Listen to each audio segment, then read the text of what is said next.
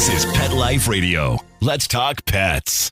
The Dr. Courtney Show is brought to you by Novavax Vaccines, essential protection for essential bonds.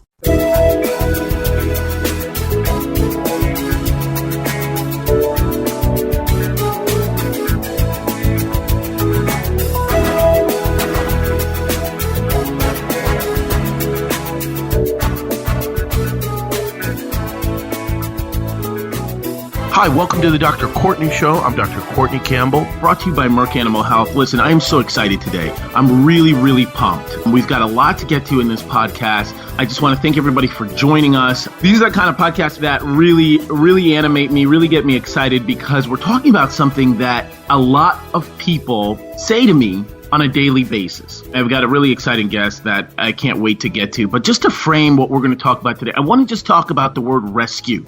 What does it mean when people say the word rescue? And I just want you to think about that in your own mind, what it means. And listen, I mean, we all know the definition of rescue. It's to, save someone or something from like a distressful situation, or to take somebody to safety. So there's an assumption there when you say the word rescue that the person or individual or life that you're referring to is not in a good place, is not in a safe place, or could be in a better place. And so we know what that word means to all of us. And this podcast is dedicated to all of those pet parents out there who are tuned into their pets, tuned into animal life in general, and are doing amazing things. And so when we talk about the intersectionality between the word rescue and these amazing pet parents, we get to a term and a phrase that I hear on a daily basis. I hear, "Hey, Doc, Dr. Campbell, I just want to introduce you to my new pet. She's a rescue," or "He's a rescue." And the reason why we celebrate that term, the reason why we bring that up, is because it means a lot. It means a lot to adopt a pet from a shelter environment or from a rescue environment. And when I'm thinking about the word rescue, when I'm thinking about what it means to adopt a brand new pet, there's only one person I want to talk to, and that is Dr. Dines. Now, let's pause for a break for a quick message, and we'll be right back. Sit, stay. We'll be right back after a short pause. Well, 4 to be exact.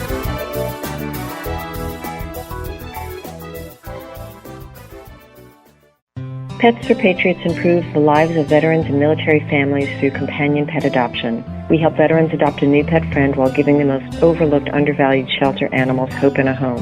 We are a nationally operating 501c3 nonprofit organization. To veterans, Pets for Patriots gives the unconditional love of a rescued pet. Our program helps veterans coping with PTSD, depression, and other invisible wounds, men and women transitioning from military to civilian life, those who are separating from loved ones through deployment, and veterans living with loneliness. We're proud to serve veterans from World War II to those currently in service from all branches of the armed forces. The animals saved through our work are those who face the greatest risk of death or long-term homelessness, adult and special needs dogs and cats, and large breed dogs. Our program gives these wonderful creatures a second chance at life. To learn more and get involved, please visit us at petsforpatriots.org.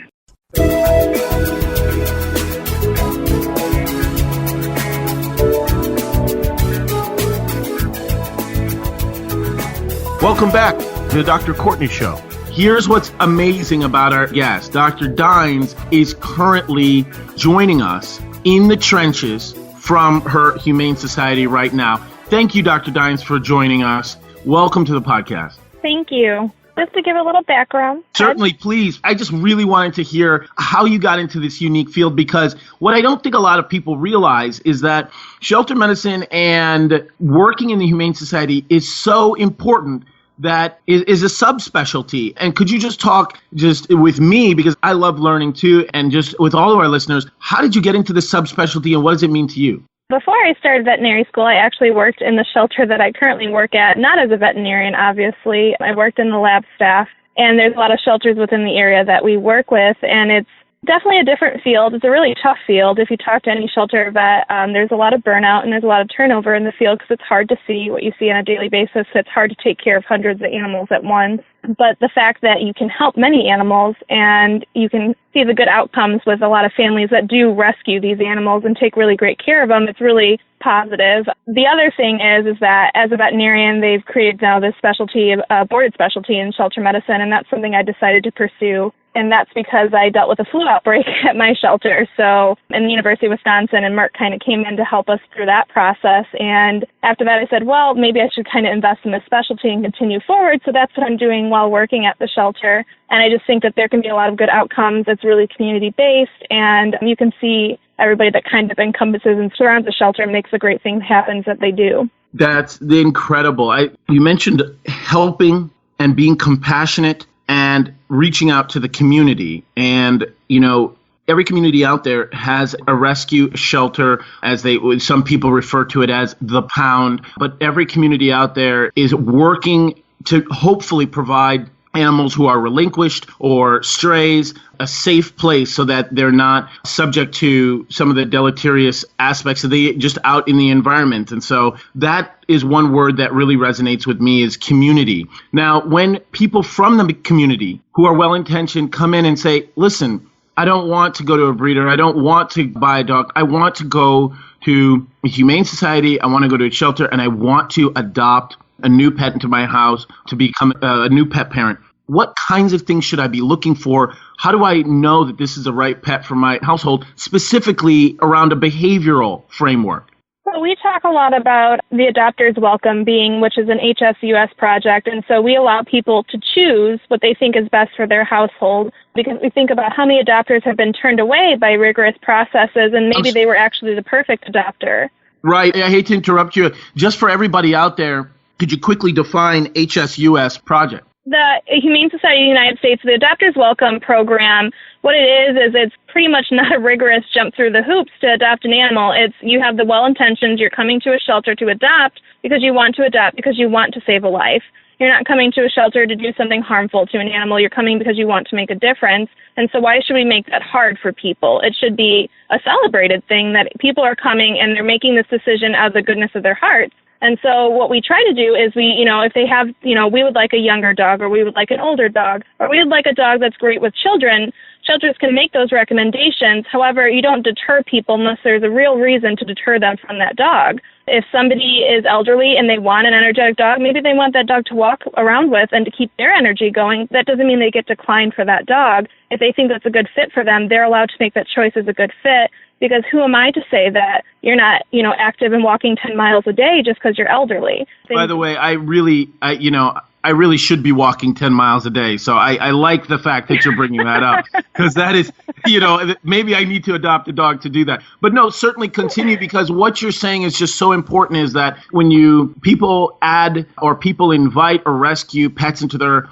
households for a variety of reasons. And, there is that blend between what the beauty of what that pet brings and what you're hoping that pet to bring as well, right? Right, and I think the biggest thing, too, is that in understanding a rescue animal or any animal, it doesn't matter if they come from a breeder or not, is that it's a huge transition going into a home. It's completely changing what they've previously known, and it's stressful. If you can imagine packing up, your family and your kids and moving and taking them to a new school, everybody recognizes that as really stressful. But do they recognize how stressful it is when they do rescue an animal with their well-intentions and everybody's doing it for the right reasons? But they have to understand that there's patience in rescuing or taking home any animal, and that there's a transition period in doing that.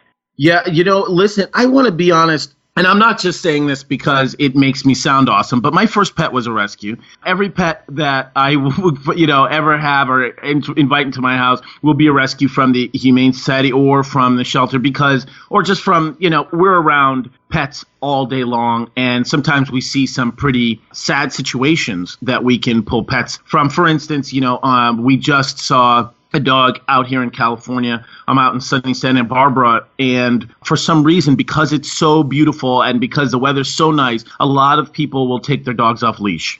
And that's sad, because there are a lot of dogs who aren't microchipped who end up being lost and coming into our hospital environment. I am focused on surgery. I do a lot of surgery. We go ahead, fix these fractures, and then they need somebody to adopt them. They need a new home. And so it's both beautiful and sad sometimes in that I'm surrounded by pets who need adopting, and we can give them that new home. So it's really nice. But one thing that I noticed from my dogs, and I really would love for you to speak to this, is that transition period that you mentioned, in that you might see a beautiful pet in a shelter environment and you say, that's just not the kind of personality that I was hoping for. But then after day 2 or day 3, they really come out of their shell. Kind of like me at parties. You got to give me 10 minutes before I come out of my shell.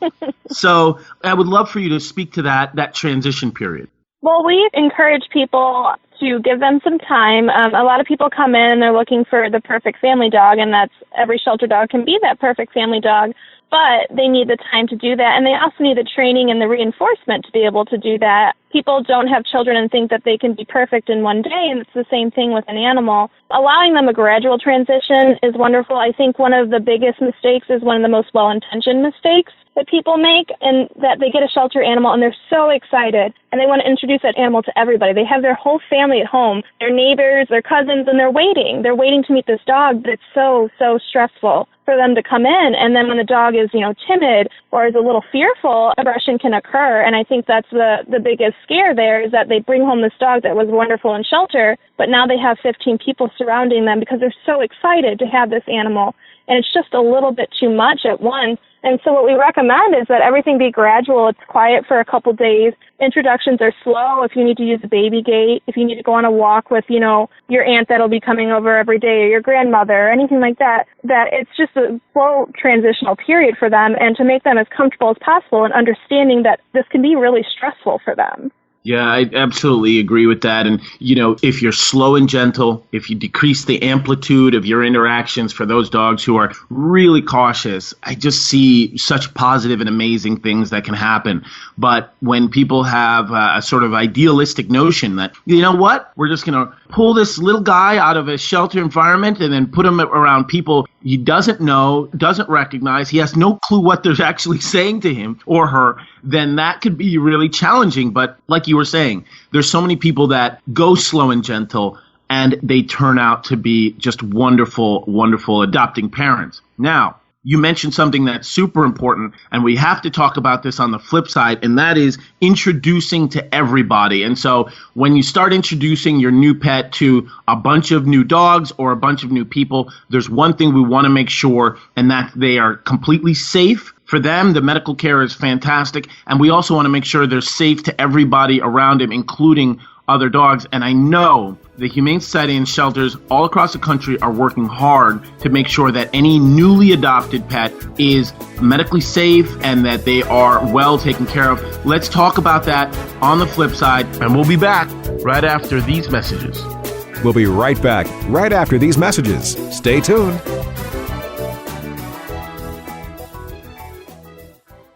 Hi, this is Angela Hobson, and I'm the Executive Director and founder of SOAR Initiative, Street Outreach and Animal Response. Our mission is to preserve the bond between person and pet while individuals are experiencing homelessness or other crises such as domestic violence. We provide street outreach to homeless individuals. We also have a vetting program and a foster care program that houses people's pets so they can become engaged in programs that will help them get off the street or gain stability. You can best help us by following our Facebook page at facebook.com/SOARINDY. That's SOARINDY. We post most of our needs there. We also have a website, www.soarinitiative.com, and we can accept email there if you prefer that. Look forward to talking with you. Unleashing the power of your pets. Pet Power. Talk radio with bites. We're Pet Life Radio, the #1 pet radio network. Let's talk pets.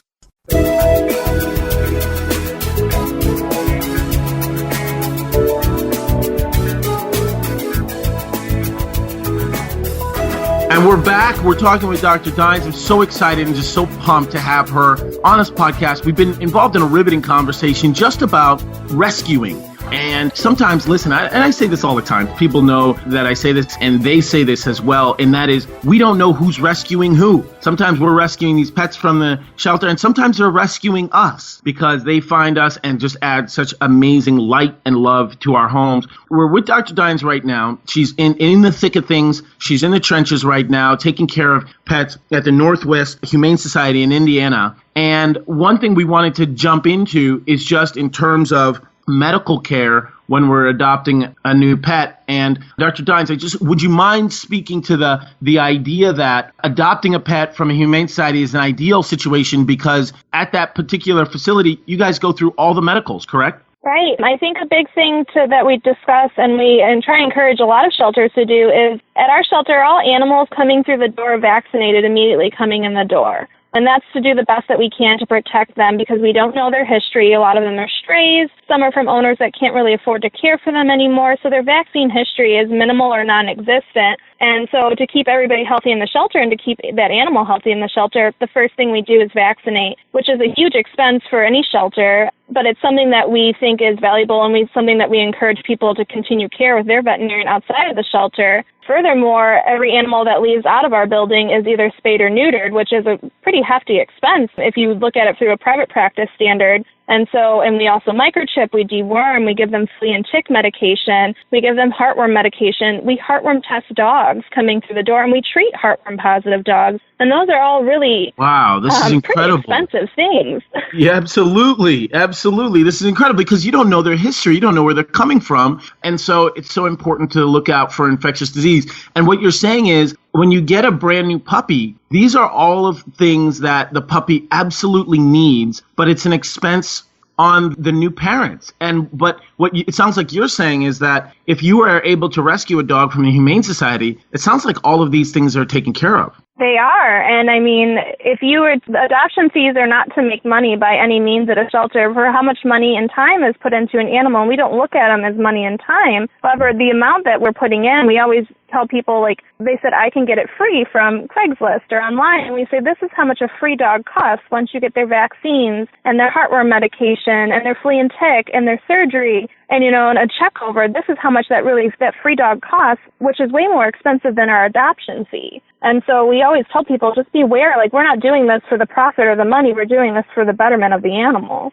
Yeah, 100%. Anytime. Listen, these are the realities. These things that these pets need, they cost money. They're not free. But the good thing is, luckily, if you do adopt a pet into your household, what I always celebrate is the fact that you will not have to send that pet to college. So that's good. You can save all of that money and use it to get them well taken care of. Now, and again, I could be partial. I just wanted to know your opinion. When these pets come in for further means of identification, we're talking microchipping, about 10 million. That's the number that is really kicked around from a lot of these Humane Society organizations. 10 million pets are lost every year, and microchips can help prevent that. I'm partial to the Home Again microchip. Could you speak to microchipping in general, if you think it's important, and if you think the Home Again microchip is a worthwhile microchip to have? I think any microchip is a worthwhile chip to have. We microchip every single animal that goes out of our building. But if any microchip has a means of identifying an animal and having you be able to contact that company and being able to get your animal back, we've seen some wonderful stories of animals that have come here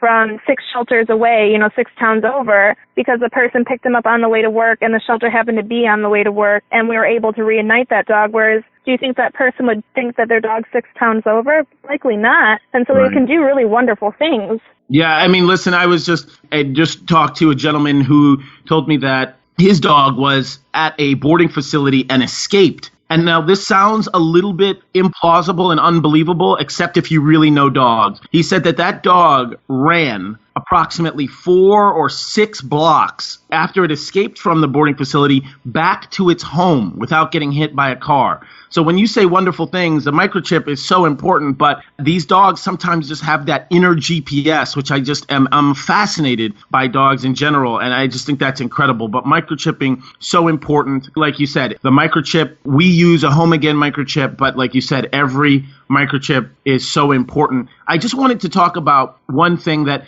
for some reason just is not as emphasized, and that is the aspect of deworming. I know it sounds like a kind of a silly or trivial thing, but when I think about deworming, my preference to get rid of parasites, intestinal parasites, is Panicure. But to get rid of roundworms, hookworms, whipworms, these kinds of things, I don't think a lot of people realize that's important because of the potential to spread to other dogs and sometimes to humans.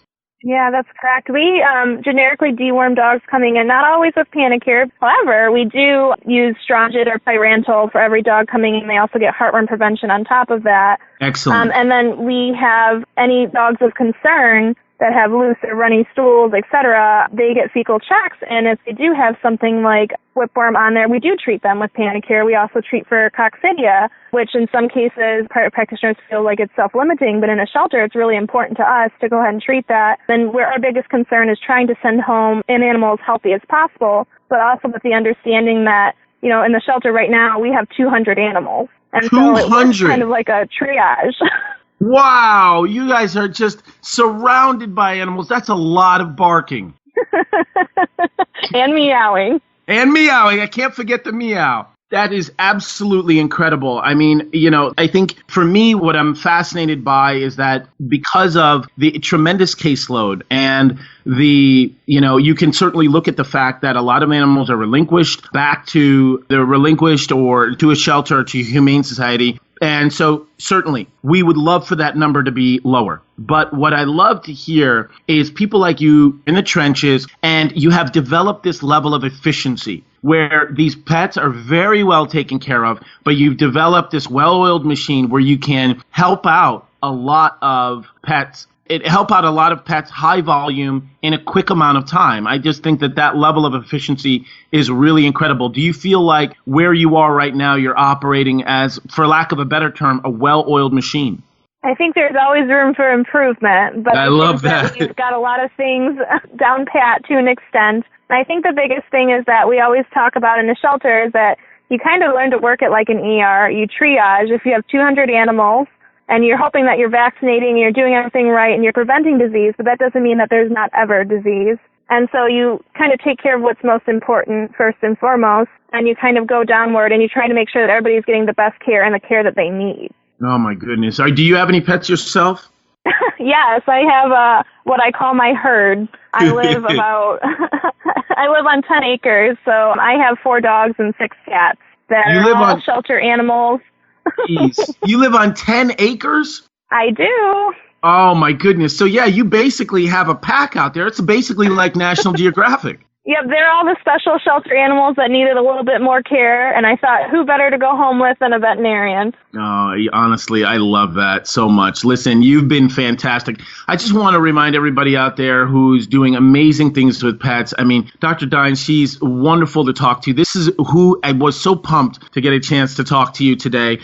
Just as we think about adopted pets, you brought up some great behavioral considerations, which is nice, slow transition, go slow and gentle, which I think is so important. You also talked about just making sure that all the medicals are taken care of, and that is one of the best and most illustrative examples of why it's great to adopt a pet from a humane society is that vaccines, spay, neuter, microchip, heartworm, deworming, and like they say, there's more to poop than just worms. You mentioned coccidia as well. And just those are some of the highlights on adopting a pet and why it's so important. Please, just from the bottom of my heart and from everybody who's listening too, we just want to thank you, Dr. Dines, for joining us today. This has been a wonderful, wonderful conversation, and we're going to ask you to come back if you don't mind. Thank you, and it's wonderful to be able to speak about shelters. It's something I'm obviously really passionate about, and I thank everybody that takes the time to adopt from a shelter. That's extremely wonderful and amazing to me. Oh, thank you for the work you do. And there's so much more to delve into on this topic. Please, would love if you would join us again for another podcast. Absolutely. It sounds amazing. Thanks again. Talk to you soon. Bye-bye. All right. Thank you. Well, there you have it. That was Dr. Dines. How incredible was she? I mean, just in the trenches talking to us from, she's about to go through her daily triage, as she says, but it was just wonderful to get a chance to talk to somebody who's actually doing major work and making improvement in the lives of pets everywhere. So excellent. Thank you so much for joining us. Please join us for the next podcast. We're going to be talking with just more exciting guests. I'm signing off, and as I always say, just remember, there's nothing stronger than the human-animal bond. Let's Talk Pets, every week on demand, only on PetLifeRadio.com.